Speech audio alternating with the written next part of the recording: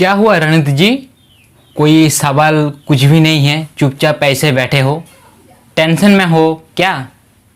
क्या टेंशन है आप क्या जानो तरुण बाबू। यूट्यूब पर सोशल मीडिया पर वीडियो ऐड वगैरह देखते देखते मैंने भी Flipkart Axis Bank credit card के लिए अप्लाई कर दिया और कार्ड मेरे घर पर आ भी चुका है। और इसका जो ज्वाइनिंग फीस है 500 रुपीज़ प्लस जीएसटी, ये ऑलरेडी कार्ड भी लिया गया है। अभी सवाल है ये जो क्रेडिट कार्ड मैंने लिया हूँ, हाँ पता नहीं किस लिए लिया हूँ। हर एक साल तो ही 500 रुपीज़ प्लस जीएसटी, मतलब फिलहाल इसका जो रेट है annual charges 500 rupees plus GST, मतलब कुल मिला के हर एक साल 590 रुपीज़ मुझे देना पड़ेगा। मतलब ये जो क्रेडिट कार्ड है मुझे बेनिफिट देगा या फिर मेरा घाटा होगा, पता नहीं। जी, आपका जो टेंशन है वो भी ठीक है, क्योंकि ज़्यादातर लोगों को पता नहीं है ये जो क्रेडिट कार्ड है फ्लिपकार्ट एक्सिस बैंक, इसको सही ढंग से यूज़ करते हुए पैसा को हम लोग कैसे बचाएंगे। जी, इसी क्रेडिट कार्ड से पैसा को सेव किया जा सकता है और ये सेविंग हुआ पैसा आने वाले 10 से 15 साल में आपको करोड़पति भी बना सकता है। जी हाँ, सही सुने हो, करोड़पति। हाँ, बड़े बड़े सपनों मत दिखाओ यार, कैसे बनेंगे करोड़पति। ये जो क्रेडिट कार्ड है इसका तो चार्जेस देते देते ही मेरा पॉकेट खाली हो जाएगा और आप बात कर रहे हो करोड़पति बनने का, पता नहीं। जी, I am serious. Flipkart Axis Bank credit card को अगर आप सही से इस्तेमाल करेंगे और घर का जो भी खर्चा होता है, लाइक चाल का खर्चा, दाल का खर्चा, पूरा ग्रोसरी का खर्चा, मोबाइल का खर्चा, नया कुछ सामान खरीदने का खर्चा, सब कुछ अगर आप लोग फ्लिपकार्ट के माध्यम से ऑर्डर करेंगे और पेमेंट के लिए क्रेडिट कार्ड ऑप्शन चूज करेंगे और Flipkart Axis Bank credit card के माध्यम से पेमेंट करेंगे, सो ये पॉसिबल है।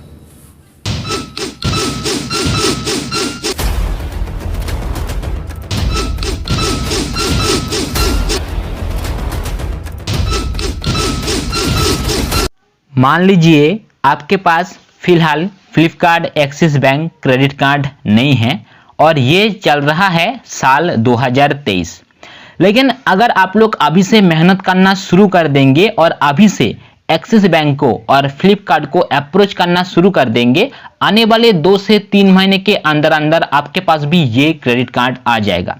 सो हम एक इस प्रकार का इमेजिनेशन और कैलकुलेशन लगाते हैं कि साल 2024 तक आपके पास आ जाएगा Flipkart Axis Bank credit card. और दोस्तों, जैसे कि मैंने आप सबको बताया, आपका फैमिली का जो भी खर्चा है, लाइक चाल का, दाल का, तेल का, मसाला का, कपड़े वगैरह, शूज वगैरह, सब कुछ मिला के अपना एक महीने का जो खर्चा है वो है 5000 रुपीज़। और ये खर्चा अगर आप फ्लिपकार्ट के माध्यम से करते हो और पेमेंट के लिए Flipkart Axis Bank credit card को चूज करते हो, सो हर एक ट्रांजैक्शन के ऊपर, यानी जो ट्रांजैक्शन आप लोग फ्लिपकार्ट के माध्यम से करेंगे उसके ऊपर 5% का छाड़ मिलेगा, यानी कैशबैक मिलेगा। सो 5000 माइनस 5%, ये अमाउंट आ जाता है 4750, यानी 5000 रुपीज़ के ऊपर 250 रुपीज़ आपका सेविंग हो रहा है। 250 रुपीज़ ये बहुत ही छोटा लग रहा है, लेकिन दोस्तों ये अमाउंट फ्यूचर में जाके आपको करोड़पति बनाएगा। सो हम सीधा एक साल का कैलकुलेशन लगाते हैं, यानी 250 मल्टीप्लाई 12, क्योंकि 12 महीने में होता है एक साल। सो ये अमाउंट आ रहा है 3000 रुपीज़। यानी अगर आपके पास Flipkart Axis Bank credit card है, उस स्थिति में अपना एक साल में जो सेविंग होगा वो होगा लगभग 3000 रुपीज़। मैं यहाँ पर लगभग इसलिए यूज किया हूँ क्योंकि कुछ फैमिली का मंथली खर्चा 5000 रुपीज़ से बहुत ही ज़्यादा होता है, कुछ फैमिली का मंथली खर्चा 5000 रुपीज़ से कम भी होता है। लेकिन हम एक मोटा मोटा कैलकुलेशन लगाया है कि एक फैमिली का खर्चा 5000 रुपीज़ होता है महीने का। सो उस हिसाब से एक साल में सेविंग हो रहा है 3000 रुपीज़।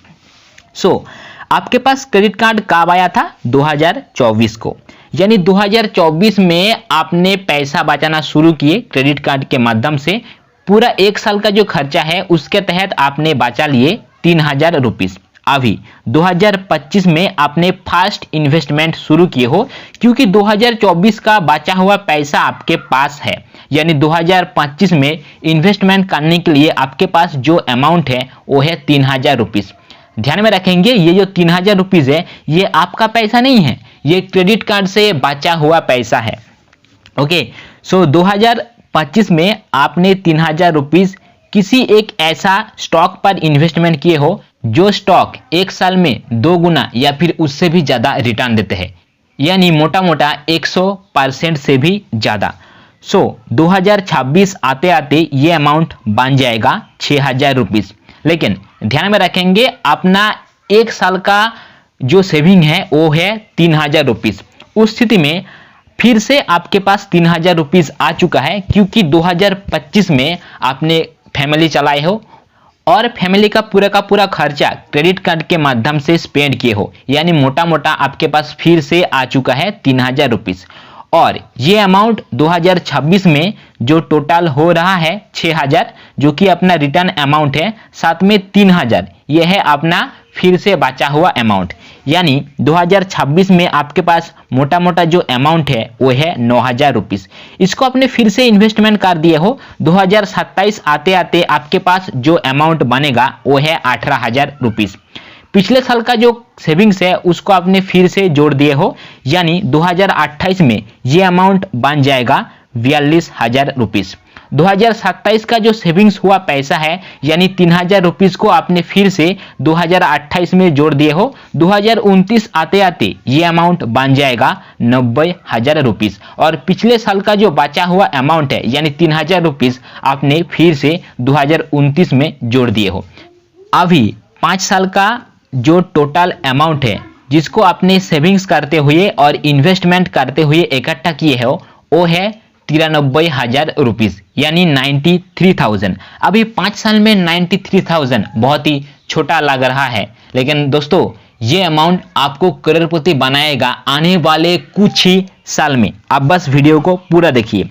साल 2029 में आपके पास जो अमाउंट है वो है 93,000, और ये अमाउंट को आपने फिर से इन्वेस्टमेंट किए हो, और साल 2023 आते आते 2 गुना के हिसाब से ये अमाउंट बन जाएगा 1,86,000 रुपीज़।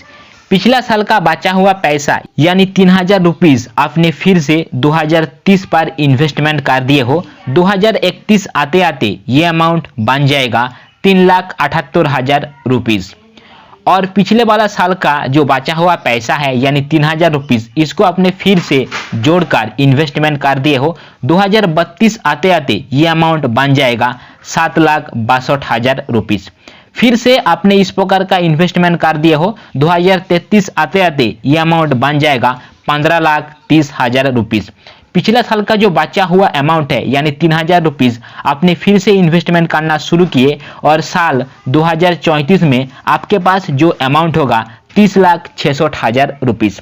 फिर से आपने ये अमाउंट को इन्वेस्टमेंट कर दिए हो, और 2035 आते आते आपके पास जो अमाउंट होगा वो है 61,38,000 रुपीज़।